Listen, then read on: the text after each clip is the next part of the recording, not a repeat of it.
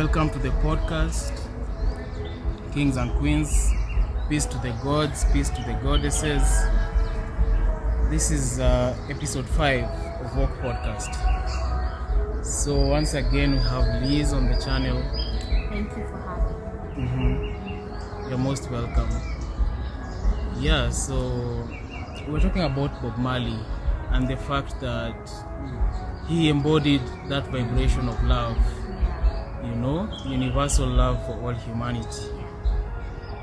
And on my personal journey, he's been a huge influence in terms of awakening my soul, giving me that African consciousness. And again, realizing that love is the highest vibration and it is what is going to heal humanity and bring us all together.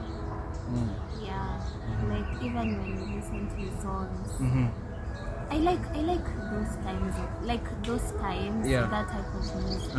Like you wouldn't find people talking about guns, drugs, sex. It was so like his music is so high vibration. Even like he used to fight for women, he used to fight for no woman, no cry. Yeah, everybody's rights, man. Like his music, that's why people, and now I got it. Like why people say reggae is high vibration. After listening to Bob Marley, I was like, this is nice. Indeed. It feels so much better after. Music that speaks to the soul. You know? And I feel like the right kind of music goes directly to your third eye, to your pineal gland, and helps to open it, you know. That you need that inner vision to see certain things, to see certain spiritual truths, to see through the bullshit.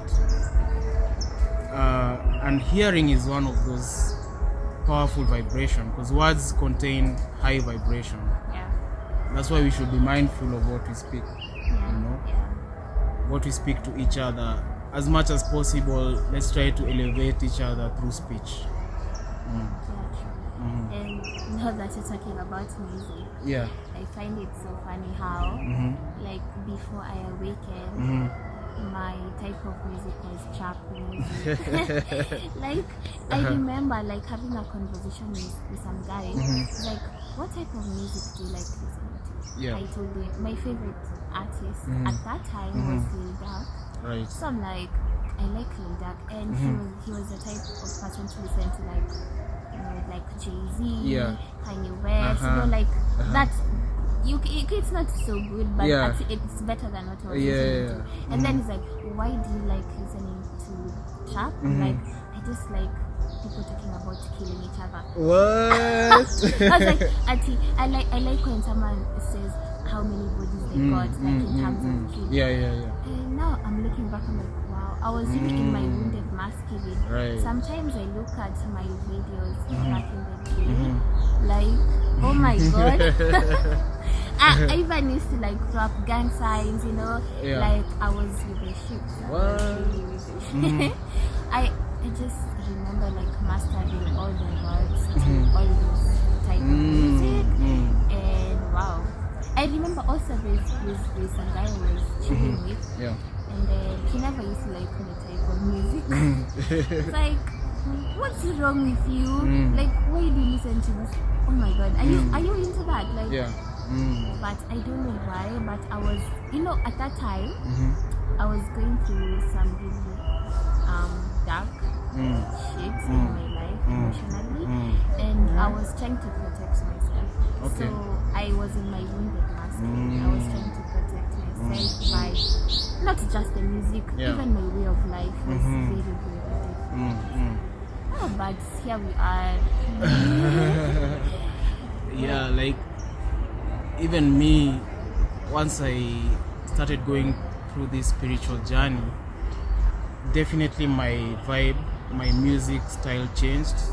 I got more drawn to African music, especially the relaxing music, classical sort of African music. Then I also listened to Afro house, Yeah, it's very upbeat, but at the same time melodious, and it makes me feel like the ancestors speak to me through Afro house, a bit of Bob Marley here and there. But in the end, I think everyone should find the music that awakens their soul. Yeah, true. You know? Yeah. But definitely some type of music won't awaken anyone. Of course. Like trap. Trap will keep you trapped. Oh my god, yeah, that's why it's called trap music. Yeah. Because the words do matter. And not just the words, the frequency of the music. Yeah. Because there's this person I was watching, it was a podcast. I forgot his name. He's a work person, but he used to be a music producer before he awakened. Yeah. Like he was a big music producer, producing like all the top artists' songs.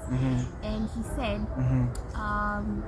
when he was like now, what is it called, like editing, not editing, what is it called, mastering now the beats and editing the sound, of course. There's a time someone brought for him a CD, and he told him, put this in that song. I don't know which song it was. I forgot. I think he didn't mention the name of the artist. Okay. It's like, put this in between the song. And guess what? When he plays that, it was just frequency. And that frequency, when he played it back, it had like, I don't know what it was saying, but it was just programming. Wow. So, like, you never know. Even sometimes you think that you're listening to good music, but the frequency that so it's at like you don't know what you're being programmed to think. Wow. It's crazy. This thing is so deep, and most people don't know, but it's so deep. Yeah, and the funny thing is, they say the top music producers in the US are the same ones that own private prisons. So that tells you that the music is just marketing for their prisons. They use the music to influence to influence young black men into killing each other, to hating their women, to being in that low vibrational state, so that eventually they can enter the prison system. They really trying to keep us trapped. Some sad. It's crazy. Like music. Wow. Since then I awakened. I wasn't really listening to much music because I knew what it does. Because I was trying to find the right mood to listen to. So I was just vibing, not listening to anything. Okay. Until now, like I started learning, like. But it's so hard to find work artists. Did you know it's hard? Well, yeah, it is. But also it's not. If you really look for them, you find them. Like I discovered Londrell. I had a song by a work artist, and then autoplay was turned on. So he just came up. That's nice. And from there I went down the rabbit hole of his music. So eventually, even if you have that one song that is work, through these algorithms, you'll eventually discover others that are like it. So in this internet age, there is no excuse for not listening to music that uplifts you, because it's all out there and it's being produced every single day. That's true. I wish there were more artists like that, especially in Africa. Yeah, definitely. In Kenya, in Africa, we need more. Especially in Africa, because they normalize justice, music that doesn't make sense. Yeah. Like, did you see what Diamond did? Oh yeah? You saw? I think I saw the video. But I didn't really watch it, but I just saw a clip for like 30 seconds. I was like, this is creepy. When he turned up to the concert in a coffin. And then they were chanting. Right. It's not just about the coffin. The It's chanting. right, but they were chanting. Hey. Also, like, hey, this music shit. Just when you start researching about the music industry, you just go down a rabbit hole. Because also I was like watching about this girl was talking about she's woke. She went to a Taylor Swift concert. Yeah. She said how she has a lot of rituals. Okay, not bad. She's kind of like a witch. Okay. She knows all the secrets of the universe. Wow. But for her, like she uses her fame to like feed her her ego, like because some songs she says, like when she was a child, she was bullied. So now there's a song she was saying, I don't know, I can't remember what because I'm not a Taylor Swift fan. Right. But basically, when people like hey Taylor Swift, she soothes her ego, like her childhood trauma and stuff like that. And then she has rituals all around it. This music shit is deep, but most people know, like especially the famous people, they know about they this definitely do. They do, and they use it. They use it to their advantage. Like this, you'd be surprised so many artists that like they use us to like And also, if you know this thing about concerts, the way they say the energy they use to boost. I don't know what it's Yeah, I feel you on that, because looking back, I've never been a fan of concerts really. But I mean, there was this concert I went to. It was Oktoberfest of 2019, and at that point I was already on the awakening journey, but not so deep anyway. But I just remember feeling so out of place. I was so out of sync with the energy. In fact, I just wished I could go to a quiet corner somewhere and chill. So obviously everyone is different. There are people who thrive in that kind of environment. But you should be very sensitive to how you feel. But I remembered. She said when you go to concerts, there's some stuff they do. I don't know if it's a frequency or whatever. They put you in a trance. So for her, she was able to wake up from the trance, and so everybody was just in a trance. Like everybody was just like this, like a zombie. This is what they be doing. That's why after a concert you feel like you're vibing different. Wow. We should be really conscious on what we consume inside and out.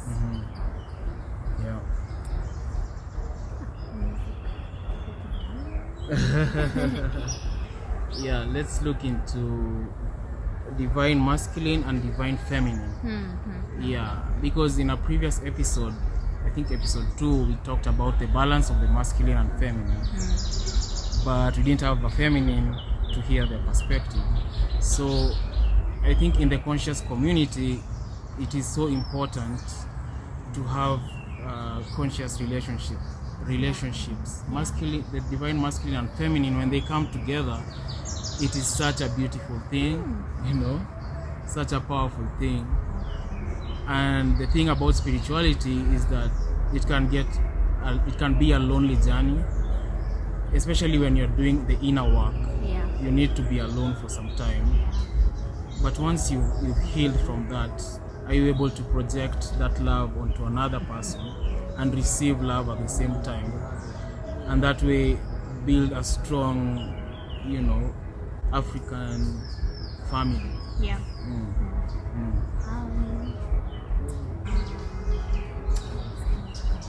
What perspective do you have? I want to hear your take on conscious relationships. Are you in a conscious relationship? Do you want a conscious relationship? Because many people don't even want a relationship at this point as a result of traumatic experiences in the past. And actually those traumatic relationships are part of the reason many of us have awakened to our spirituality. True. Like especially for me, like through the trauma, I went down so deep. Like I was in such a dark place. Like there's nowhere else to go. Like you can't go darker than that. I just had to rise and see the light. So for me, actually, thing is, I'm very grateful that I got to experience that relationship, because it awakened me. If it wasn't there, then I would just be like vibing in the matrix, not knowing what I'm doing. So I feel like also we should, all of us, I know, like in this awakening journey, there's some people who've triggered you to awaken. Like what you can take from it is those are soul contracts. Like they knew before you reincarnated, you both had an agreement that they're gonna trigger you so that you can see your life. Yeah. And you should be grateful that you got to that point where you could, actually awaken. We should not hate the villains in our story. We should actually embrace them in love, but not as in embrace them in love, like over here, but not like physically, because there's boundaries. Of course. When someone does things to you constantly and they lack boundaries, you just have to draw the line, but still be grateful. Don't hate that person. So for me, conscious relationships, it's very paramount. Like I can't just get into any relationship now that I've awakened. Like I need to have a conversation with someone and see where the hell is at. Because like I can't just get into it like that. Like we're just gonna be wasting our time. First of all, we don't have the same beliefs. Like what are we doing? I don't have time for that kind of relationship. Because I've experienced that. I don't experience that again. Also, like as a divine feminine, knowing that you can't just be with anyone, because we know what sex does. Like you just absorb other people's energy, and it's just gonna get you back to the rabbit hole of like not knowing yourself. So it's very important that we be mindful of who we let into our lives. And also, I feel like once you awaken and you know who you really are, you are gonna attract people at the same time. You stop looking for someone. You stop looking. You're just gonna attract them. So for me, like at this point in my life, I'm not even looking, but like I have a whole little tribe. So I don't need to look much. I just know, like when it's aligned, they will come in time. Divine time for sure. I resonate with what you're saying, having experienced a karmic twin flame in a previous relationship. Because she came into my life for me to learn certain lessons, to accelerate my spiritual development through all the triggers, through bringing out the shadow side in me. And I also have to take responsibility because I co-created the relationship with her. So I saw parts of myself that I had kept hidden and I needed to heal from. And it was through this person. So in the end, gratitude, it was important. It was like destined for us to be together at that point. So that I come out a much wholesome being in readiness for the one, Like everyone is your mirror. Like once you understand that principle, then you're gonna thrive in this earthful. Everyone is your mirror. Everyone is your mirror. That goes deep, and that's deep. Most people don't even realize that they don't. They just like, oh, this person triggered me, and then they act, and then they don't even contemplate on what happened. They just continue to realize. That's why you never. We are programmed to react to things. It's always, reacting, letting it trigger you, feeling offended all the time. But the key is to respond. You have to take responsibility. So you have to learn to respond to situations in a more holistic way, from your higher self perspective.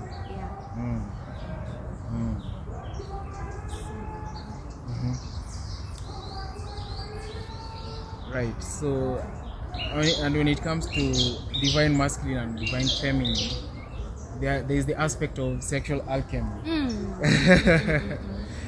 that we ought to speak about. Because sexual alchemy is a powerful tool for transcending. It's that through sex is the only way you can connect. Not the only way. One of the ways you can connect to the divine, especially as women. Like our wombs are very, very sacred. And once you let anyone into your sacred space, then I don't know what you're doing. But now the divine masculine and the divine feminine, when they meet and they have sex, wow, and they have that sexual alchemy, like there's nothing that they can't do in this world. Actually, some people use that time to manifest, right? Yeah, because the energy is so powerful. But I've been doing a bit of research about sexual alchemy. What I got from it is once you're with a partner, a divine counterpart, you're together now, so the sex should not be planned. You're not like, maybe the person is here on Saturday, like Saturday we meet and have sex. It's spontaneous. Yeah, spontaneous. Yeah, it should not be planned. Maybe you're just talking, vibing, and then the urge comes. You just let it, and then you go slow. You go slow with it as you feel each other. Of course, it's not, you can't do sexual alchemy with a quickie. Right. It can't happen like that. You have to connect on so many levels, and then now the man feels the urge to ejaculate, and the woman, like she feels like she's about to have an orgasm. Now you slow down. Right. You slow down. You can even start just making out slowly, just letting the energy cool down. And then once you're doing that, now the energy is rising up. Kundalini energy is rising up all the way to your crown chakra. And boom. Enlightenment. You've now gotten to a point where you've probably gotten a lot of downloads, or these energizers. You know, pranayama. It's called pranayama. Sexual alchemy. Wow. So, like, also, if you're single like me, you can, once you feel the urge to just pleasure yourself. when you get to that point, don't go straight to porn. Just go, meditate, and then visualize that energy rising up. The Kundalini. The Kundalini energy rising up, and that's how you energize yourself. And you find that even as a single person and the people who are having sex together, after after now you've done the sexual alchemy, you realize you're more energized compared to like when you ejaculate, you're all tired, now you're taking a nap. No, that's not the same way. You feel energized now. Now that's the pranayama. And prana is the life force energy.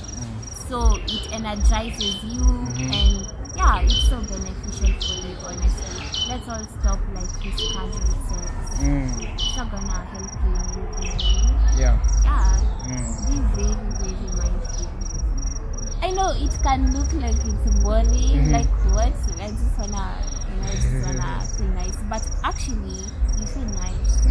I mean, when that Kundalini energy rises. Rises, you feel very nice. It can't be compared to ejaculation and having an orgasm. So it's never gonna be the same. I mean, I can relate with what you're saying, because I've also researched into Tantra and Tantric practices, and they always start with, before rushing into the sex itself, you need to connect with your partner.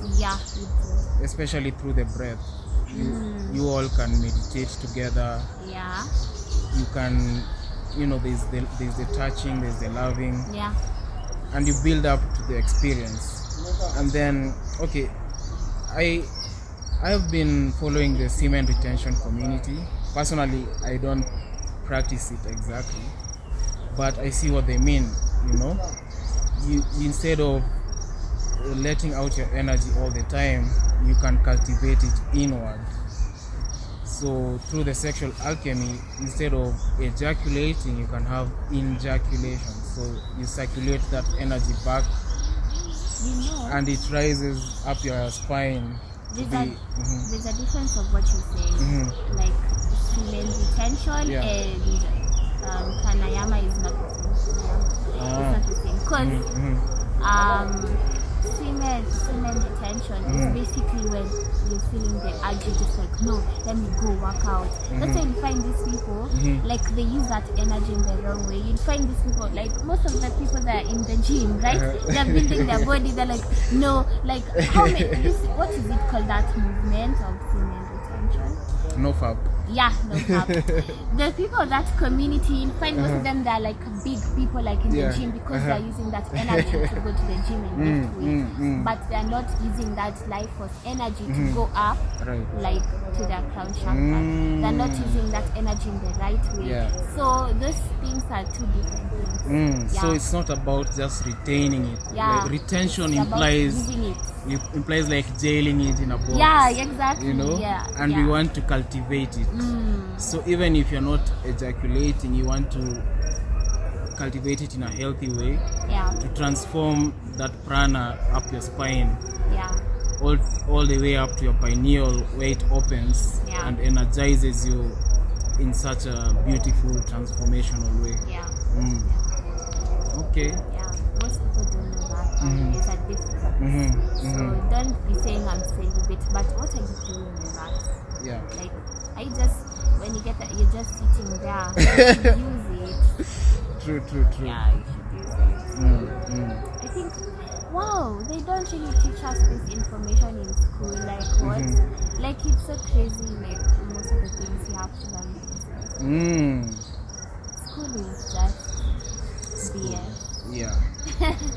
Most definitely. I mean, school teaches you how to become a servant of the matrix, of the system. True. And it's up to you to go beyond, to get the knowledge that is relevant to you. Knowledge that you can apply in the real world, in real time.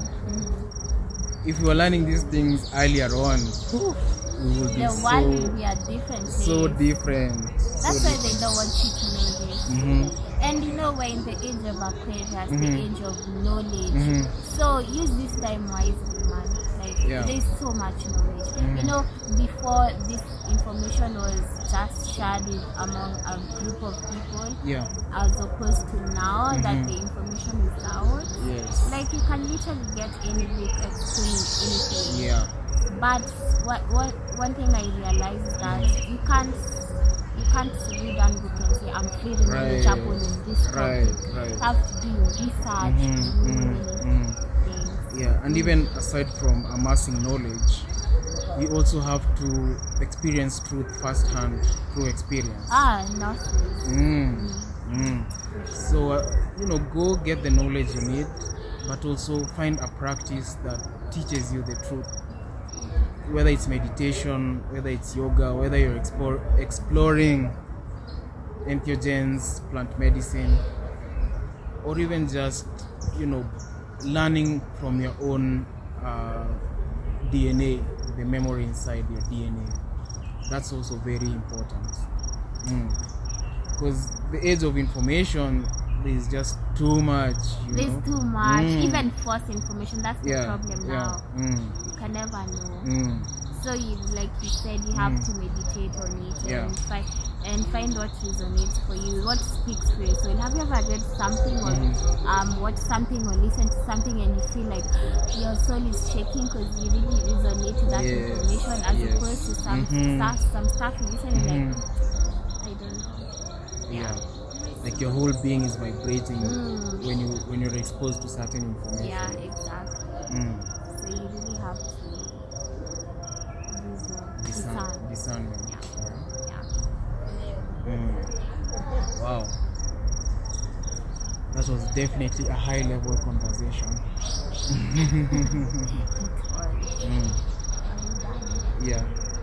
So thank you for tapping in. Thank you for having me. Anytime. Alright, see you in the next one. Peace.